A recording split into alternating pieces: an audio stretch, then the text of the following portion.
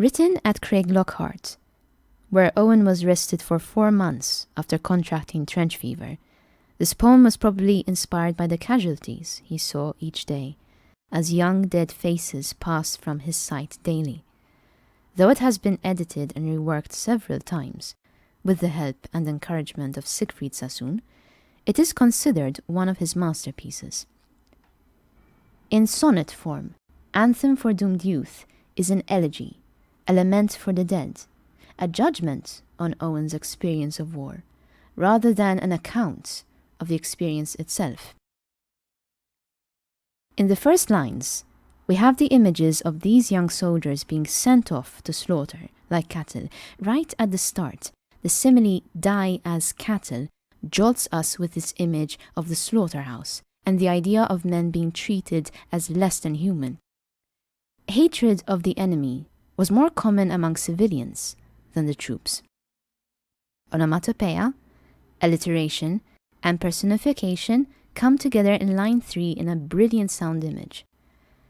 The juxtaposition of choirs and wailing shells is a startling metaphor, God's world and the devil's both as one, after which line 8 leads into the sestet with the contrasted, muted sound of the last post. Religious images and allusions dominate lines 9 through 14. "Forget about altar boys and candle bearers," says Owen. "These have nothing to do with the real rites. Look in their eyes and in the ashen faces of their womenfolk to learn the truth about war." In line 12, pallor, pall, is almost an example of Owen's use of pararhyme or half-rhyme, a poetic device which may give a downbeat, lowering the effect, or creates an impression of solemnity. Flowers suggest beauty, but also sadness. Again, a word that runs counter to the pandemonium of the first 8 lines. Here, war is not glorious, wonderful, or heroic. It is simply one large funeral, where the usual death rituals are replaced with war zone. The church bells that ring when someone dies has transformed into gunfire. One of the most important lines is the middle verse. "No mockeries now for them, no prayers nor bells." Here Owen seems to be saying that the traditional rites for death are mockeries. The beautiful peal of bells and choirs is not indeed what death is all about.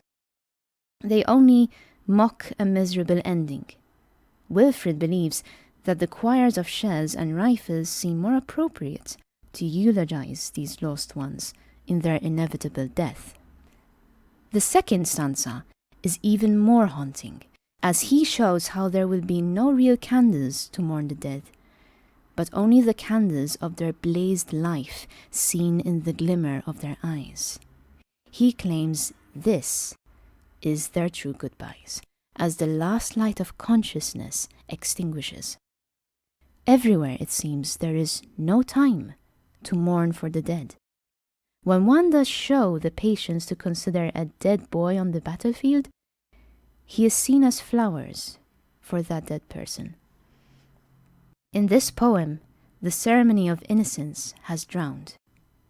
The last line conveys not only the attitude of the soldiers, but also of some of the people back home, echoing a bit of Owen's frustrations about the civilians' refusal to acknowledge the horrible nightmare of this war. And each slow dusk, a drawing down of blinds, represents the soldiers' need to move on and forget the death of comrades in an environment where people die every day. These doomed youth are killed, but they cannot be dwelled upon. However, this line is symbolic of how the people who profit from the war are taking the situation. They draw their blinds on the dead so that they can feel better about sending more troops to the war. It seems as though this poem should have been written during the 60s, at a time when anti-war sentiments were at their strongest. Richly ahead of its time, Anthem for Doomed Youth is one of the most haunting and prophetic jewels on Owen's crown. In the beginning of his book of war poems, he wrote, "Yet these elegies are to this generation in no sense consolatory. They may be to the next. All a poet can do today is warn. That is why the true poets must be truthful." The fact that dusk is falling in the last line speaks of finality. The dusk is slow, for that is how time passes for those who mourn.